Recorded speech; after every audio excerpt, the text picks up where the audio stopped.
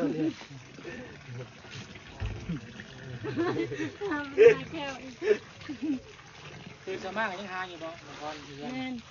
ตื่นเช้ามาแม่ก็หาช่วยคนถามมาลูกหายหาแก้วเบาขึ้น บ้านเฮาประเทศไทยนี่ ทำแห้งอันนี้ก็ได้กันทำมันบ่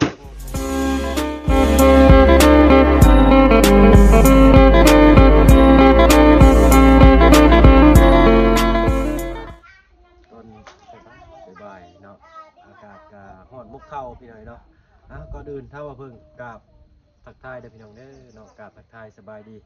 พี่ใหญ่ใจดีแล้วก็ FC เบิร์ดทุกท่านที่เข้ามาหาชมช่อง YouTube บ่เพิ่งเท่าหลายคือเก่าพี่หน่อยเนาะโอ้โหว่าสิได้ยินหรือบ่เนาะตอนนี้หูอื้อแห้งเนาะก็อยู่กับหน้าเละๆของบ่เพิ่งนี่แหละพี่หน่อยเนาะยิ้มว่าได้ก็หัวใจละลายเฮ้ยเดี๋ยวเลยนะ มึงหันนี่มึงดูยุ่งกูเห็นอยู่บ่ เอ๊ะก็เรียบดินก็อยู่เลย เยอะ สบายดีนะพี่น้องเด้อ ยัง บ่เห็นอยู่ นั่งจับทุกเหตุเสียหายจนเมื่อคืน คู่ใหญ่แล้วปากคำใหญ่ดิ มันบ่คำคือกันในหนึ่งเนาะแต่ว่านี่มันแบบมันลิ่มเดียวบ่ แม่มันเป็นแพงเดียว2เล่มเลย โอ้ เพราะว่าเพิ่นว่าต้องได้ใส่2เล่มเพิ่นต้องทอน2เล่มมันแตกเล่มนึงมันซ้ำเล่มนึงทอนหมด2 ยังไม่เห็นทางเมืองว่า ยัง เนาะ บ่เห็น คือคนห้ากูเห็น เหี้ย บอก เมื่อคืนนี่ เพราะมัน ลวดหาก็เห็น มันวื้อแห้งนะเห็นไงปกติคนเฮาเล่มนึงมันก็สิบ่ปานใดเนาะ อันนี้มัน2เล่ม ใช่เนี่ยมันก็สิทนกูนี่อยู่ถ้าเล่มนึงน่ะมันสิขับอันนี้มัน2เล่มบัดมัน 2เล่มมัน มันรวมเลย เมื่อกี้จะเสนอ FC ไว้นั่นนะพอก็มีกระดาษว่า เนาะ ไปได้ยิ้มหวาน เปลี่ยนใหม่ครับมันเป็นเอกลักษณ์เนาะ เอ้ยมัน พอเขาเป็นแถววอง บ่เคยหลากแค่วงก็ได้ เวลาเขาบอกว่า มันเป็นเอกลักษณ์เลยมันก็เป็นไง FC ฆ่ากันมา ไปใกล้ๆมึงยิบ อยู่ใกล้เฮ้ยแล้วมีแต่อันทุกพี่ก็ได้ ขอโทษด้วยพี่น้องไอ้บ่แม่นว่าหัวเยอะเย้ยอย่างนั้นแต่เฮาแบบดูความอีตนนะ ใครเครียดแบบว่า เนาะ เนาะมัน คือนี่ก็บาบุญน้ำพุ่งเหมือนว่า แต่ก็ไปยืมคุณลุงไปใส่ซ้ำพี่น้องไง ไม่ เนาะ ใช่แบบพุ่งครับ บะบุญกำลังกินน้ำเมื่อคืนนี่พี่น้องไงพอดีทั้งนี่เพิ่นว่าเขียวกว่าอีทั้งนั้นก็ใส่แล้วป่า ตลอดพี่น้องเฮียแต่ละเทือนเฮียอยู่ แต่ว่าหาเห็น เหนื่อย เมื่อก่อนน่ะเฮียอยู่เพื่อนบอก เหนื่อย แต่มันยี่ไผอะไรไปกวดขี้เหี้ยอะไรไปเก็บเอาในทางขี้เหี้ย มาชุบใช้เก่า เขา ไปล่างไงล่างก่อนล่าง เพ ก่อน ราะว่าจะไผเรากวดเพื่อนนะมันเห็นได้ลืมในทางขี้เหี้ยแล้วมันเห็นเห็นแล้วก็เป็นล่างทูที่ฟันทูต้องใส่ก่อน ตอนนั้นมันยังแพง เท่าไรเล่มเท่าไร เล่มหนึ่ง2เล่มมันใส่800,000 2เล่มเล่มละ400,000 มันบ่มีบ่เสียรองแจ้งนี่เนาะบ่เตียงก็สิออกซอยต้องจักเล่มจักใดไปต้นได้พี่น้องเนาะเดี๋ยวปืนหาเบิ่งนี่บ่ใช่เกี่ยวเสียรองแจ้งนี่ นี่บ่ได้เนาะพี่ จั น้ ง อง ว่านี่แหละสิช่อยและอีต้นเนาะจักเล่มจักใด คุณหลายๆพี่ เดี๋ น้ ย อ ว ง ก็ เนาะ มีเอกลักษณ์เลย ชาวาสนาสิพ่ออยู่พี่น้องเนาะยันพุ่นแหละอันนี้ก็สิมีแต่ทางบ้านเฮา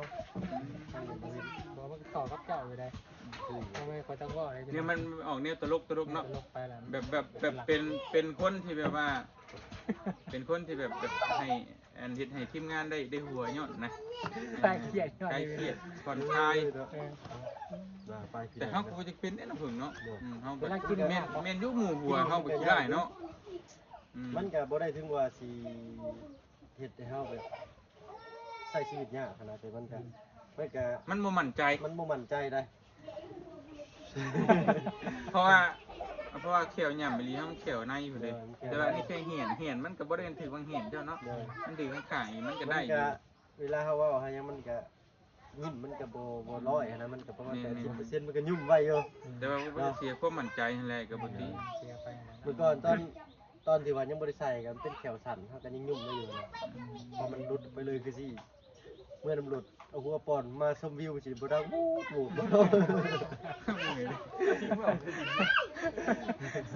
ลูกมันเว้าไว้ได้เอาโหดว่า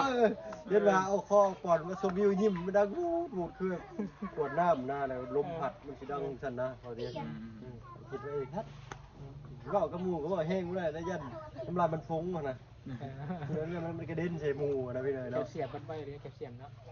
เสียมบ่แม่นใครต้องกินนั่นนังเค็มแล้วก็ได้มะขามสมัครกินน่ะยำนี่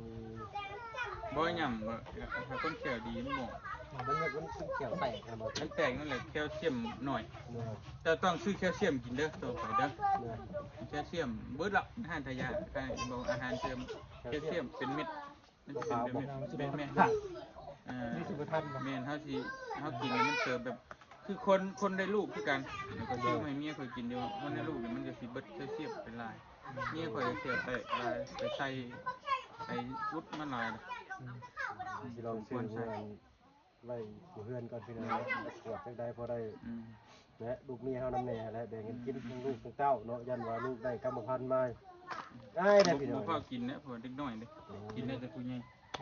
โดย เจ้ากับเมียน่ะกิน โดยแต่ว่า โดย แล้วพี่น้องเนาะ สู้เป็นยังดอกไก่หัวใจอยู่ แต่ว่ายิ้มเหมือนกันแต่ว่ามัน ละลาย คนอื่นน่าเกลียดนะแต่สำหรับเราเป็นยังไงอะไรหัวแล้วก็ ไปไปเบิ่งคุณนายพี่เรื่องมาเลยเนาะ สวยยันคิดว่าสวยก็มี ตัวน้อยไปทำพอเด้อ เป็นเรื่องมีทางเลยเนาะดูครับขอบใจทางที่เรื่องบุญหลายๆหน่อยเนาะเอามาอันลองถามทางน้องพรเพิ่นพี่น้อยเนาะว่าพบพ่อเลยบ่แขวคนนี้เนาะเอาเนาะนั่นน่ะก็สิมาอัปเดตบ้านช่องเงินชานทางบ้านน้องพรให้ปลุงซีเพิ่นเบิ่งก่อน ผู้ถ่ายนี่ เดี๋ยวนี้ได้น้องพอใส่เนาะเป็นได้เรื่องบ่สูตรใหม่ อ่ะ เนาะสูตรเก่ามันใช้ไม่บ่ได้ก็ซ้ำนี้ตามมีตามเกิดแล้วน้องพอใส่เอ้ย ลง YouTube นี่ เนาะ แล้วมันคืออีหยังซะ จักสิได้หรือบ่ได้ บ่รู้คือกันต้องลองเบิ่งเนาะเนาะเป็นได้อันเรื่องข่าวๆเรื่องพอน้องเบลเพิ่นเนาะ ก็ตอนนี้ก็นักอยู่อ้ายก็ อืม เพิ่นกำลังสิพาข้ามฝั่งไทยข้ามไปหมู่ บ้านเฮานี่ แม่นคือว่าง่ายก็เอาบ่ได้แล้ว หน่อย เอาบ่ได้แล้ว บ่ได้ก็ขอแสดงความอันนั้นนำเนาะ โดย เสียใจนำอุบัติเหตุที่เกิดขึ้นไผก็บ่อยากให้เกิดหั้นนะเนาะขอให้แคล้วคลาดปลอดภัยเนาะ โดยก็ภาวนาอยู่จักก็สิเป็นแนวใด เนย มันเปอร์เซ็นต์โอ้ยสิว่ารอดนี่ก็ยากเลยมันหนักแฮงนะ เนาะ อ่า มีแต่ญาติพี่น้องเพิ่นก็ให้กำลังใจสู้ๆเนาะ แม่ เฮาเฮ็ดความดีมาผลดีนั่นตามมาคือเก่า สาธุ โดยเนาะ ส่วนนี้ไปคุ้มครองเพิ่นก็ยังใคร เลยเนาะ อ่า เบิ่ง โดย มีแต่ว่าสิมาถามอันทางสาพรนำกันว่าพ่อแขวข่อยอยู่บ่ โอเค เนาะ สบายดีทางสาพรโอ้ยเนาะเป็นอะไรพ่ออยู่บ่ บ่ บ่พ่อซ้ำ โดย เดียวกัน พราะาลุงหาตอนเช้าก็บ่เห็น บ่เห็นเนาะก็ยาแล้วบ่ต้องหาบัดนี้เด้อ โดย เนาะให้มันเป็นจังซี่แหละ เนาะกินข้าวกินน้ำเรียบร้อย โดย เป็นอะไรมาเบิ่งมื้อเช้านี่เปิดแล้วแต่เมื่อคืนนี่บ่ได้นะเข้าไปเบิ่งเลยบ่ เข้าแล้ว เป็นอะไรเข้าไปเห็นครั้งแรก ก็ตื่นใจดีใจแฮะ ดีใจแน่เนาะตื่นเต้นนำพี่น้อยเนาะ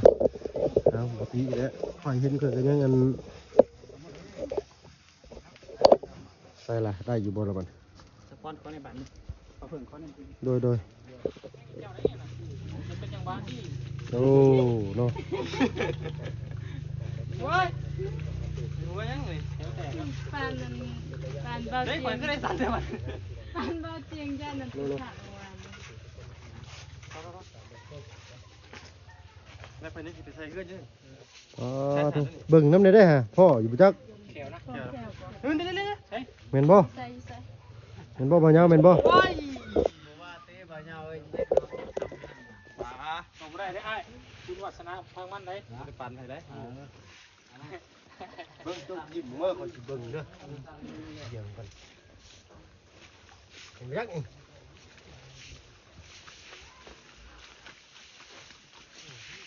เนี่ยมันเลยฮอนซ่าเนี่ยสำคัญที่สุดในการโบกฮอนซ่าบ่ได้กระโบกเชื่อมบ่ได้เขาถือว่า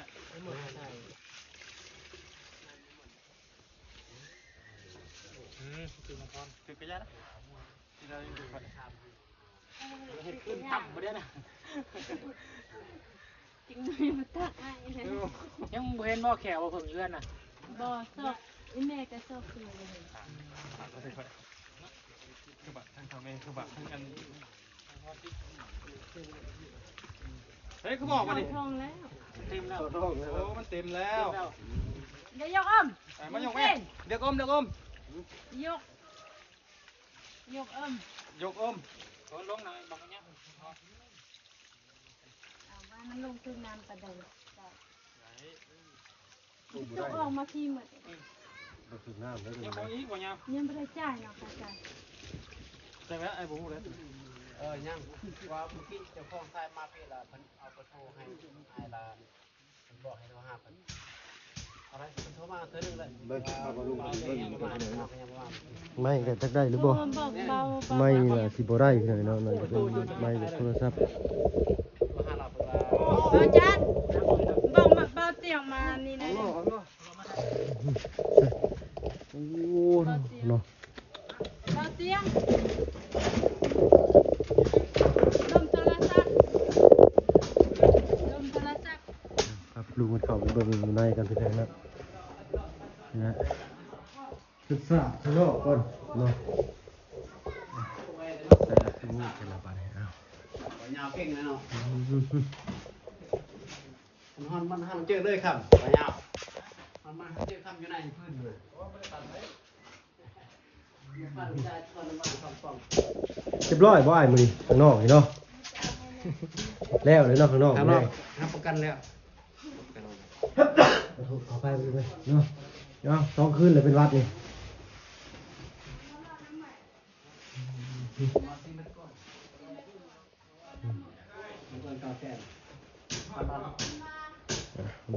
นะรุ่นเมืองน้ำกันเติมอีกเนาะทางนี้เป็นห้องครัวห้องน้ำแล้วเป็นตรงนี้เนาะเชื่อมเป็นชิเทคานมันนี่เนาะใครได้แต่มันนี่ไฟฟ้ามาหาได้เฉพาะ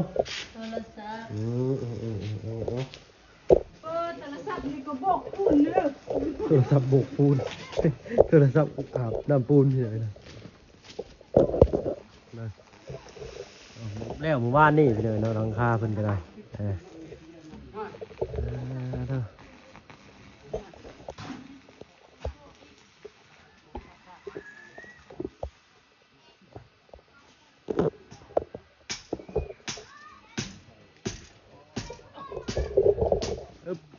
ย่อไปกระซ้ำไปเลยเนาะ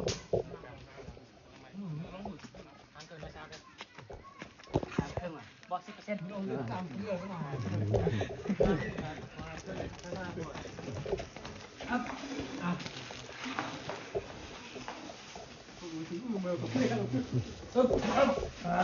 ไปช่วยสาบข้างในบ่ข้างนี่ก็โอ้เพิ่นเมาคนละข้างเลยนี่เนาะทางอันสาบเพิ่นนี่ก็ได้ โอ้ครับ คนละข้างเลยประเทศเนาะ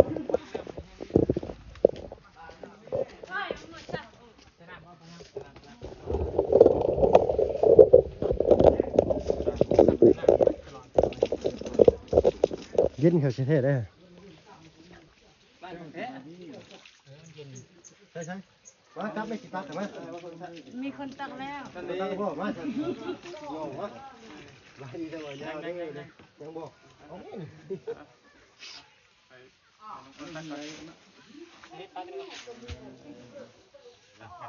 เขาต้องหุ่มแห้งหุ่มใจสักขยืดครับคืออยู่บ่มันนะ 3,600,000เจ้าเขามาเอาที่บ่ดูเป็นได้เฮ้ย อ๋อตู้ บ่แห้งแม่นี่ก็ได้ละ นี่อายุแต่ว่าเอา แห้งกัดกล้วยน่ะ จะได้ดูต้องแจ้งขึ้นก่อน แก้วเฮ้ย นี่ว่ามันตกลงที่ก็ฝันใช่ ตอนเล่งได้เพราะตอนเล่งเขาไปพักอยู่ต้องแจ้ง บึงขับเด้อมาให้ใช่บ่ได้ คือขาวขาวก็ไม่นะปกติเกี่ยวกับเหลืองนะ ใช่ให้เปลี่ยน เอาใส่สีเหลือง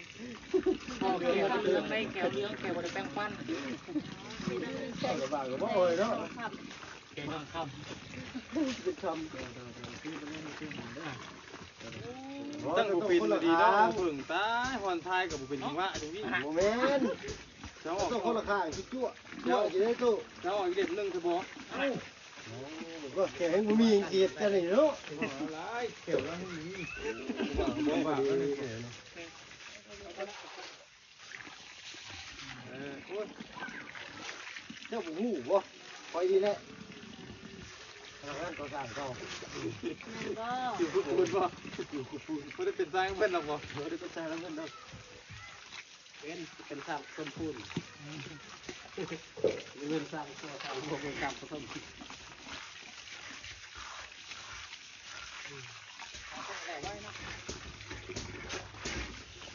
แล้วมันเฮ้ย มันขึ้นบางอย่างก่อน ท้องท้องมาบ่นี่น่ะหาเขียวบ่นี่ แต่บ่หาเราเข้าหาเกี่ยวตอนนี้ ทำมาแค่อีก คือสมากยังหาอยู่บ่นครอยู่ยัง แม่นตื่นเช้ามาแม่ก็หาช่วยคนถามมาลูกหายอ่ะหาแก้วเบาขึ้นแม่ถามมาหานะหาแก้วเบาขึ้นเราบุหัวบ่เนาะมันว่าเห็นอะไรแก้วพี่น่ะดูอันนู้นก็ว่าบุหู บ่เอาเลยเนาะ เจ้าแรกด้วยเจ้า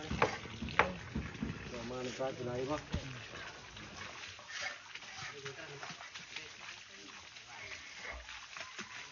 เอาเพิ่ง ด้วย ไม่ค่อยสิลองเบิ่งสแคปในในบัดนะ ด้วยมา สบายดีเด้อพี่น้องเด้อ พี่น้องพับยิ่งที่ เนี่ยตั้งเนี่ยนอน ตักเฮงใจอย่างเดียวเลยน้องดูตักเฮงใจ มาเข้าบัญชา สบายดีเด้อพี่น้องเด้องาม ทองในบ่อเตียงแล้ว ฮะ ทองทอง ร่อนทองร่อนทอง คิดจะว่าเขาหลอนทอง ออกหมดแบบนี้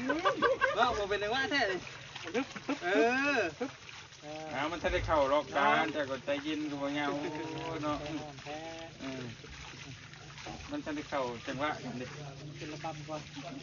เดี๋ยวว่าเราลงห้องหน้าเก็บแล้วนึงเก็บเต็มแล้วนึงอยู่บ่ได้เลย พอ โอเค ตอนแง่นี้ เงินบ่ทัน เกี่ยวบ่ เขาทำ นั่นน่ะตื่นบ่ได้มาหาคำได้หาเขียวยิ่งเขียวติดบ่ได้ใช่ เต็มไวอยู่เนาะพอดีเราเต็มเพิ่ม เงินเส้นเงินมาเส้นมาแล้วแม่ ไม่ได้ ทีเปลืองใกล้หลายไม่ใหญ่เปลืองผ้าเปลืองควรหลายคนประกบวนเพื่อต่อรัดมันไล่ทุกที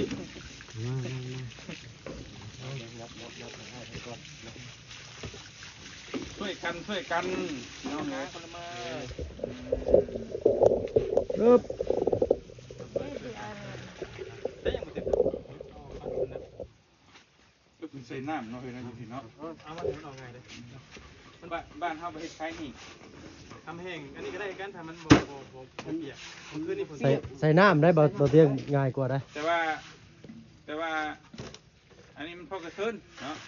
ที่เห่งกับบ่เห่งไง คนต มัน ก สุ่ม เปียกก็บ่เปียก มันหอนหมอกบ้าน มันสุ่ม สายซุ่ม งามเนาะ จะแพงเป็นไม้ พักกินข้าวกินน้ำกันเด้อสั่งเอ้ยอย่ามาเมื่อยเป็นลมเป็นแรงได้ ดึงลายเป็นลมเป็นสั่งเลยย่างเป็นมา โดนสร้าง กินแล้วว่า กินตอนเปียกโมง นะจักบ่าย3ไปกิน เอ้า เอาพอกระเทินได้ป่ะเนี่ยมันบ่เป็นข้าวเที่ยงเนาะ4 โมงจะกิน มากิน โอ้เนาะ รถเข็นแล้วนี่ก็สู่ชีวิตอันนี้นี่เนาะ หนึ่งคณะซ้ำนี่ยังปวดเอวเลยเนาะ โยกระทามปีนใส่นะบ่บุญ โอ้ยมันจะนี่กับเพิ่นนี่เลยติเบิ่งช่างเป็นเฮ็ดได้จุบ่ได้ฟังบ่ได้เศร้าตัวนี้แต่มาย่อไว้คัก งามดิ ๆผู้เฮ็ดได้สิตายแล้ว เล่เข้าดิ เดี๋ยวเห็นบ่ สายจิตพออย่างลื่นเลยลื่น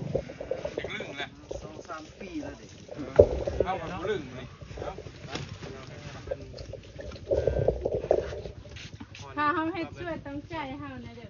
เนาะ10%เนาะ งานฮ้อนใต้น่ะงานจะคอเฮือนบ่สร้างจะฮ้อนจะเพื่อ ขออนุญาตได้เปิดเสียงเด้อ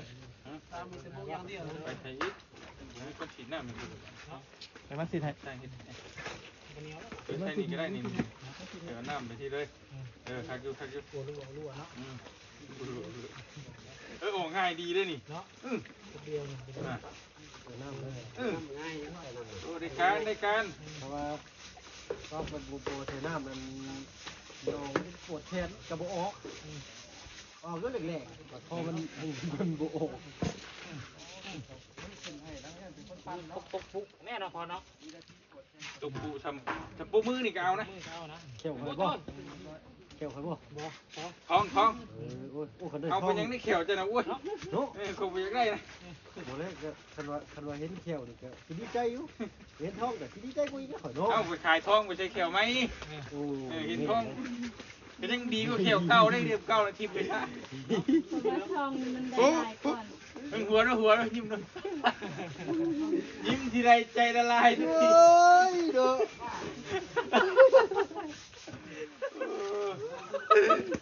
บ่อีต้นแล้วบ่ ฮะต้นอยู่แต่มัน บ่ได้อีกต้นเลยครับโอ้ย ใช่นึงไอ้ต้นอยู่โอ้ยหัวไหวพอ จะเยอะเคยหินไปนี่ เนี่ยตั้งรถสกิปเนี่ยตั้งสกิป ฮะ เดี๋ยวผมมาไอ้บุญ มา เอาละหมด อ่อนค กระดัง เดี๋ยวก่อนเอาไม้ลู อย่าก หมดอ่ะ ำคลิปได้คลิปสั่นแล้ว โอเคเรื่องครับ ทุกวันเดี๋ยว เป็นยังไง บ่ยาวไม่มาหดน้ำให้เพิ่นแน่ แต่ว่าอันได้เป็นยังน้องพ่อนอีตนปะอีตนปะพึ่งปะน้องพ่อนอดหัวได้ปะ เชื่อ แม่น้องเองก็ไม่ได้เลยมันเป็นยังไงกับหัว อ้าวสมอายหัวก็ได้หัว เอ นะ มีทีมงานเขียววงคนหนึ่งมาพึ่งเขียวเฮียพี่น้องเลยโอ้ น้องมาเฮียยันเนี่ยเฮียยันนั่นบ่าวยาวเฮ็ดแบบกระหอก โอ้เป็นแซ่บลายแซ่บลายแซ่บจนเขียวเฮียไม่ได้หาบ่มือคืนนี่ มื้อเช้านี่หาได้บ่เที่ยงเลย หาที่ไหน ดีเบิ่งเถอะบ่ มา เห็นว่า เนาะก็ เห็นว่าคือคำขวัญเนี่ยนะ เรื่อยเวลาสมมาพักควรแล้วแหละพี่น้องเนาะถ้าว่าเพิ่นก็สิขอตัวลำลาแล้วพี่น้องเนาะพบกันคลิปหน้าเด้อพี่น้องเด้อเนาะสำหรับคลิปนี้ขอตัวไปแล้วพี่น้องเนาะอยู่ดีมีแรงเบ่ทุกคน ขายข้าว ต่อ ไก่ มาประชุมช่อง YouTube บ่เพิ่นเวลาคือเก่าสบายดีจ้ะ